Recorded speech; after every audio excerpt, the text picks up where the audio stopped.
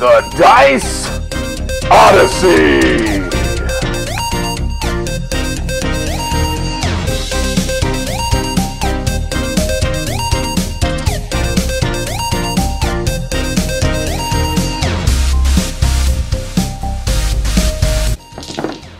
Oh, look, more zombies to your zone 3. What's going on, guys? I'm gonna win. Hey, what's up, brother? What's up, brother? Still a lot of zombies. Yeah, it is. Y'all about ready for Covil review? Yeah. Yeah, man. Oh my gosh, is that skeleton? We need I'll be He-Man. back in a flash. I have the power. I just took care of Skeletor. Bryan, where's He-Man? Who are you? Right here. What? I'm He-Man. You are not He-Man. Sorry, I Are haven't you- been to the tanning booth in a while. Dude, yeah, and you obviously haven't been to the gym in a while either. He-Man is like this buff dude. He looks like a giant Scandinavian, man. Are you kidding me, dude? You're a skinny Irishman. Age hasn't been good, that kind to me. I went on the Atkins diet too. Oh my gosh. Dude, look, you're trying to say that you went and changed clothes and all of a sudden you just became He-Man, right? Is that what you're saying to off me? my mighty hammer. Oh, you've got to be kidding me. Look, you're pulling the Superman Clark Kent thing. Watch. I'm Kaz. Still Kaz. Hey, where'd Kaz go? Kaz again. What? Where'd Kaz go? Oh, you got to be kidding me. That's some Dude, crud. Whoa, whoa. Dude, the only power I have right now is to make fun of you for your life choices. What do you think about this, Greg? Too much tanning bed. I have this power. We're sorry, the number you have dialed is not in service at this time. Welcome to the Dice Odyssey. Today we're going to review Covil, Dark Overlords, by Louis Brouet. I think that's how you pronounce it. Bleh? Did you say bleh? No, it's Louis Brouet. Wow. Yeah, this is a pre-production copy from Kickstarter. And this is a game that has done extremely well, actually, on Kickstarter. And we got sent this prototype copy by Mr. Brouet. And we're really excited to show you how it plays. If you like games that have area control in them, think games like Blood Rage or anything like that, or Small World, for example. But if you like 80s and really wild colors, really striking colors on your game board, this is a game to be watching for. So anyway, we're going to show you how it plays, and we'll give you our final thoughts.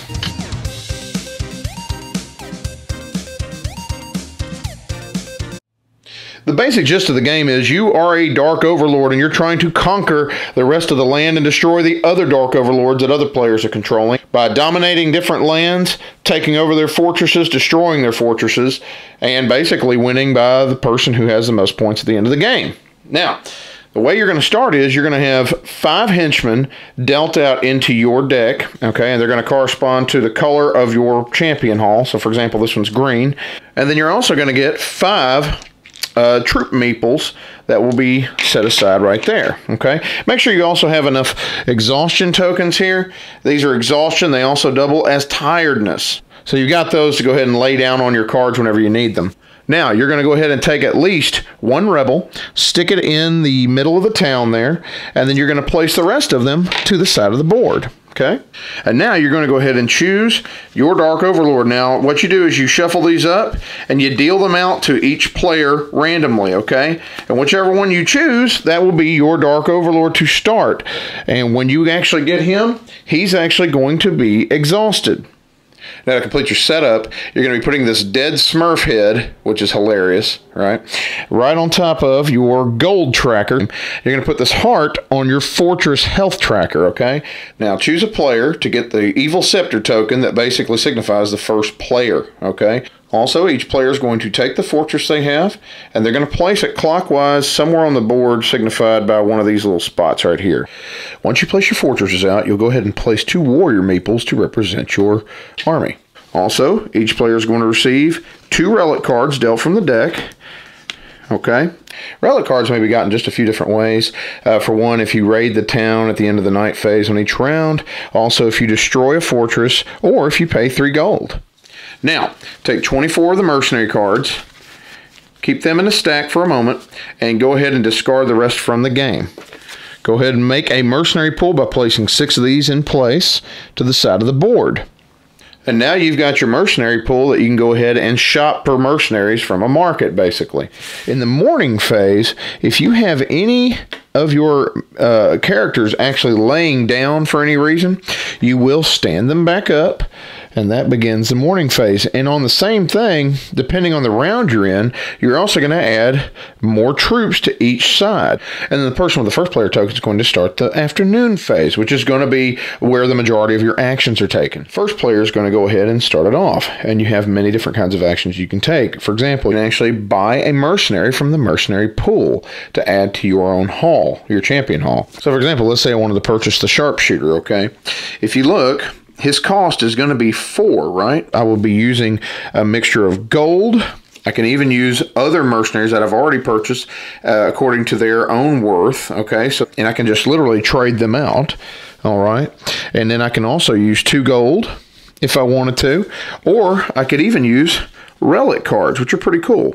See, these are also multi-use, and they also can be used for gold, okay? Now, when you first purchase your mercenary, he's going to come into your hall exhausted, so you put an exhaustion token down on them. Now, there's different kinds of free actions you can actually do on this turn as well. You can actually go ahead and, for example, this one allows you to exhaust and move 1 troop. So you would exhaust him. You can also play power relic cards, for example. This one says add 1 rebel to the town. You know, you lay it down, and this becomes an active ability, granting you 2+ strength, as well as an instant ability, which is that add 1 rebel to the town. That only happens the minute you play it. This one is active until the end of the round. Now, also, you have troop actions that you can do. You can move, you can attack from one province to another, or you can do a melee attack in the same province. We'll get into that in just a moment. You can rest 1 minion. For example, you could actually rest this troop, and it allows you to choose 1 minion you want to rest. So for example, you could actually flip from exhausted over to just the tired phase of 1 minion. That means the next time that you rest this minion, or the next round, because in between each round they rest anyway, you can remove this, and that minion is now active and ready to fight. You can also lay down a troop to actually repair 1 health point on your fortress if it's taken damage, and you can also lay down 1 if you want to gain 1 gold. Let's discuss attacking, shall we? You have your long-range attacks, and also you can do melee attacks. If you move your character in, and let's say they were already there anyway for a previous turn or something, you lay it down to show that you're ready to attack. You choose which person you're going to attack, and now you choose which character you're going to attack with. You exhaust that character. Say if, for example, if it's a melee, which you're in the same province with that person, you don't want to use the swords. If you're in the province adjacent, you're going to use the bow and arrow on someone. So for this example, I'll go ahead and exhaust this guy. And on top of that, you can then go ahead, if you have any extra relic cards, you can go ahead and start using those for attack values, throwing those down. And along with that attack, what you'll also do is you're going to take any modifiers you see on anyone else that might work alongside that attack value. And then you'll also coordinate it with the modifiers on the board. For any mercenary you may have that works with these modifiers, you go ahead and add that value in with their attack or defense, and I'll explain defense in a moment. Now, let's also pretend that this tableau is now the defender's tableau, okay? And what they're going to do is they're going to also pull out any relic cards they may have to be able to defend with. For example, this one has a defensive 1. They might play that down to say, hey, I've got this much shielding, and you have to basically compare your attack with their shielding. And they can also exhaust somebody with extra defense as well. So basically, both of you will continue to play cards and calculate up the defense versus the attack. Now, if the defender ties the attacker, nothing happens. Now, if the defender was standing up and the attacker actually wins that battle, the defender lays down and the attacker actually gains 1 gold from it. Now, at the same time, if that if the defender was already laying down, it is removed from the board and is considered destroyed, and then you also still gain 1 gold. Or let's say the attack was coming into an area that actually had a fortress. Whatever attack value is remaining after the battle, if the attacker is winning this, then that is going to go against the fortress's health meter. If the fortress is destroyed, it is considered completely obliterated. It no longer counts for victory points at the end of the round, because normally it would count for 5, and the attacker gains 1 relic card. Now we begin the night phase. You're going to go ahead and discard all active power relics. Okay, you're going to go ahead and check for dominance, because remember, you have to have majorities in different areas to gain dominance, and then you're going to be able to gain the protection fees, which basically means a few coins per spot. And then you're also going to check for rebels in the town. Now, at the end of the night, whoever's got a meeple inside of the town is going to gain 1 relic card for each meeple they have, okay? But at the same time, you're also going to get more rebels added to the town for each character that you have. Now, once the town has 5 character meeples added in, it's considered overrun, and each character meeple that's actually inside of the town receives an attack value of 3 from the rebels. Same time, they also attack the fortresses. You're also going to go ahead and wipe away the mercenary pool during the night phase, and you're going to put 6 brand new ones out. At the end of the 4th round on the final night, you're going to go ahead and calculate victory points. Each fortress that still remains standing is considered 5 victory points. Every piece of gold you have is considered a victory point. Every value in terms of gold for each mercenary you have purchased is considered victory points. And then any relic cards you have left over are considered victory points. Person with the most points at the end wins. So, what did you guys think? I love the game. I think it's pretty cool. The 80s cartoons. I mean, I really like the artwork on here. Oh, we couldn't tell with Mr. He-Man. If you couldn't understand, that's why the intro was the way it was. This game just makes you feel that the entire time, really. Yeah, I mean, you really get involved into the theme as far as the characters and everything go on here. I really like a lot how some of them are kind of crossed.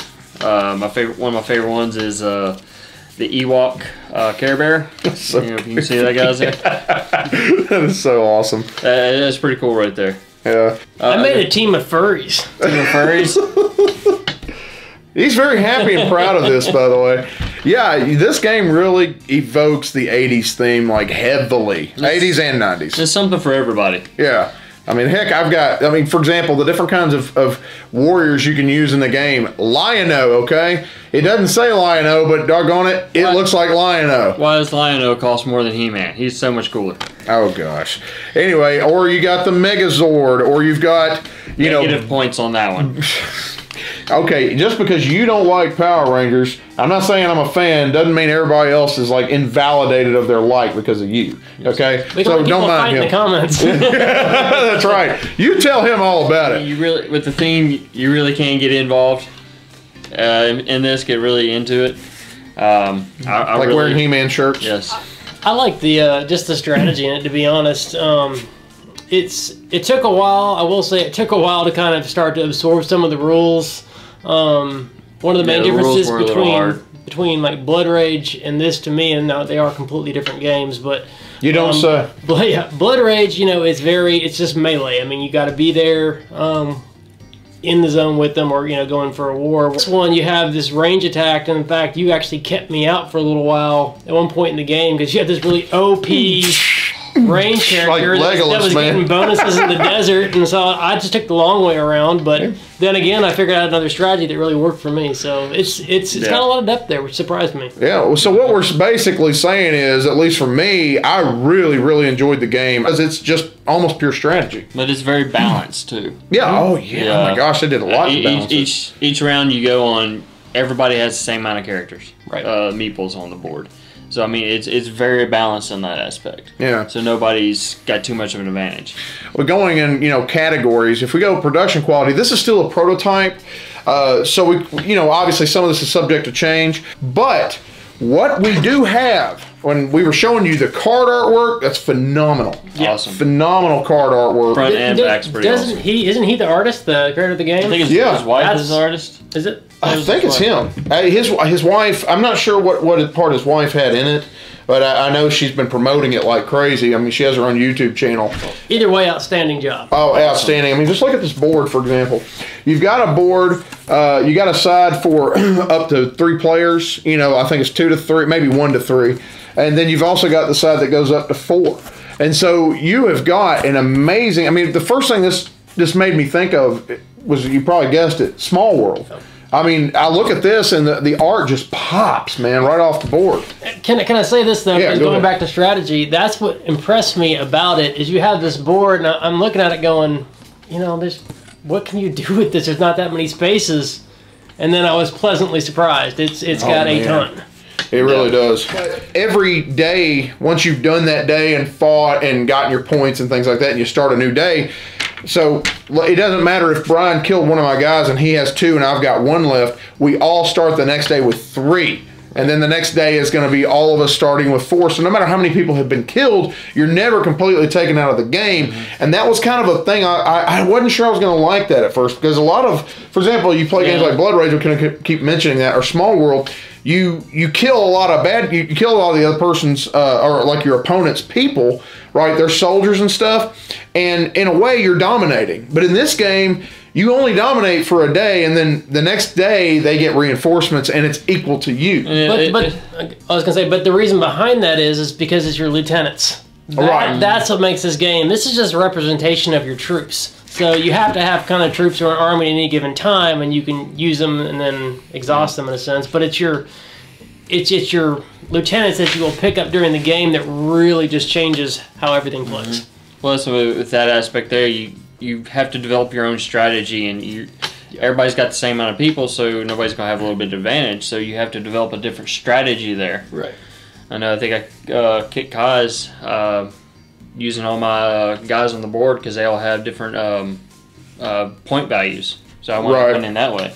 Yeah. I went and basically just locked down the center. I was sitting there just getting what did they call those? The relic cards. Relics, yeah. I just got relics cards nonstop. It really worked for me. Which is actually another really cool part of the game. And it still evokes so many different things from movies, pop culture. For example, I've got Captain America's shield. I love the fact that these cards are multi-use too, because, for example, this allows you to rest, and it also provides an extra 2 points of defense, and at the same time, you can also use it for 2 coins. That was another interesting thing that I liked, is that when you buy a character, everybody starts off with the same generic characters, right? Usually not worth anything. Yeah. All they do is attack and defend and things like that. But as you start going through the game and purchasing part of the round, during, I think it's the afternoon phase where you're hiring mercenaries, you can actually, for example, let's say Lion-O costs me 10. Okay, I love the fact that you can actually use not only gold from your supply, and by the way, not only gold from your relic cards, because you can the multi-use, right? So you can use them for pretty much anything you want to do.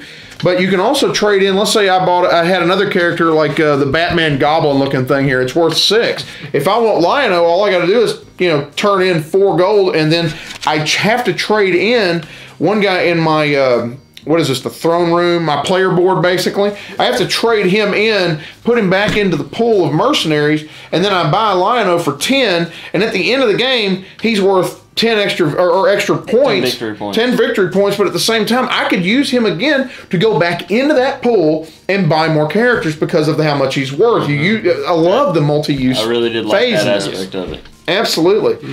And another thing I liked was the fact that when you are playing, you've got your Dark Overlord, and they have special powers that sometimes enhance all of your mercenaries. But I like the fact that you get to choose which mercenary you want to attack with, you want to do different kinds of things with, or defend with, for example. Because what happens is, at the bottom of that card, you've got those little, those modifiers for everybody else. So you can look and go, okay, this person modifies this person modifies this. Oh, okay, which person should I use that's best going to use all the other mercenaries' modifiers and be able to attack with greater strength or defend with greater strength? That's where the strategy really comes in. It's almost like a subtle thing. You forget about it, but boy, it's like I think you were really like, we were sitting there, and it was like Bryan and I were going, okay, there's a lot of rules. The only reason you feel like there's a lot of rules in this game is because there's so many modifiers to look at. It's different than most any game you're going to play. It is. It is in some ways, yeah. In some ways, it's different. But the thing about that, I mean, and I think I kind of touched on that, is it did take me a few rounds to really wrap my head around the rules, but it's well worth it. Like, if you're concerned about that, don't be. Get it. Get this game, and you'll be thankful that you took the time. I mean, it's awesome. Absolutely. I also want to touch back on what you were saying about kind of the whole gold.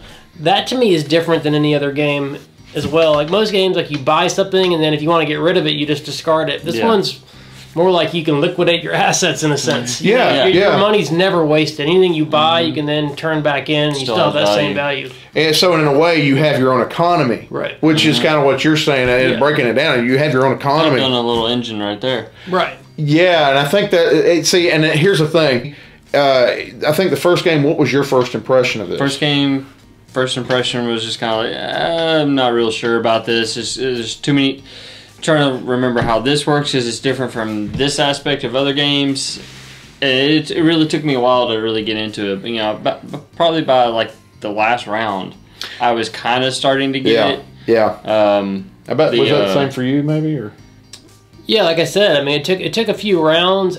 Each round, I think I picked up a little bit more, and then by the time we got to like that last round, I'm like, okay, I know what I'm doing. And in fact, actually, you had a ton of attack, and I knew you were going to do it. And I already That's right, baby. I was coming after him. I already knew I was going to defend. And I'll kill you! Oh, yeah, that didn't work, you know. But it was great. It was, and I love it. That's the thing. I got him to sit down with me and play this game again. And I think that's when it really took off after that. I figured out my strategy from the first day, and I had him whooped. Yeah, he did. He didn't even know it. I had no idea. I thought I had a pretty good plan of attack, kind of like with him. So you can just say I stink at this game. But no, I mean, it really does reward multiple playthroughs. It really does. I mean, you can say that with any game in general, but some games you get it right off the bat, you understand it, and you're rolling. Some people are like that, for example, like Small World and things like that, which still has several rules, but it's not quite as complicated. I'm not saying this game is overwhelmingly complicated. No. Just understand that if you start this game and you don't understand fully what you're getting into, you might get frustrated at the beginning, and I guess that's kind of a con, but it's not so much of a con if you can just persevere. Again, like he said, by the fourth round in the first game, he was beginning to get it. Greg said the same. You know, they say you can be up and running kind of going by about 10, 15 minutes in. I say that's probably right, as long as you have somebody who knows how to play first. That's the thing. I would say this is like a middleweight to all. It's not really heavy because I've played heavier games. It's medium. Yeah, it's middleweight game, you know, but overall, I think this game is amazingly fun. I am somebody, this just sings to me, okay? It really does, with the strategies, with the popping colors, with the 80s and 90s, and I mean, for goodness sake, I get to carry the one ring on my relic card. I mean, that's awesome to me, man. I love this game. So, beard ratings, guys. What are you thinking? Doing pretty high. I'm gonna go with an 8. If I could do a half, I'd probably do 8.5. I think the one thing that... So medium beard. The one thing I think that I want to see, and I think that he probably already has it planned, but some expansions that adds more cards, because that's the one thing is I don't want it to be a thing where I go in, I know what the cards are, and so I'm going to do this every time. I want it to be enough cards that I have to really go, okay, I might not see that card I want. How about you, brother? I'm about 8. Oh, about an 8, so medium beard? I would like to see maybe like 5 days instead of 4 days, maybe 5 rounds. So you would actually like this to be longer? A little bit longer. Okay. Not like it's obsessively longer, but just like maybe an extra round. Okay. Yeah, I'm looking at this as about an 8.5 myself. This has got a medium beard for me. It really feels like somebody brilliant put together all these mechanics to work well. Right? From the area control to the way the lieutenants work or the mercenaries, to just how the days and the cycles work. Everything works so well. It's just a beautifully smooth engine. Well balanced. Yes, yeah. Well balanced beyond belief. So anyway, that's going to be all for us. I can't say anything else about this game. It's really great. So anyway, I'm Kaz. I'm Bryan. Still Greg. And we thank you so much for watching the Dice Odyssey videos and putting up with our funny little intro. Oh, I have something for your dreams. What? Chocolate pudding! Close this off. You have a blessed day. And game away. Amen. You are a jerk.